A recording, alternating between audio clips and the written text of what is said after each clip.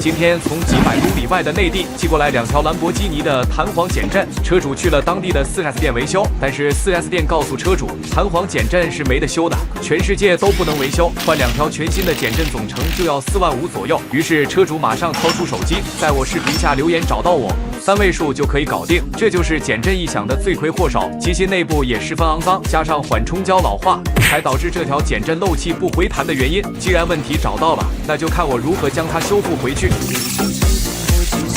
都看到这里了，可以给手艺人一个红心吗？感谢你们！如果你是兰博基尼的车主，你是选择更换还是维修？评论区告诉我吧。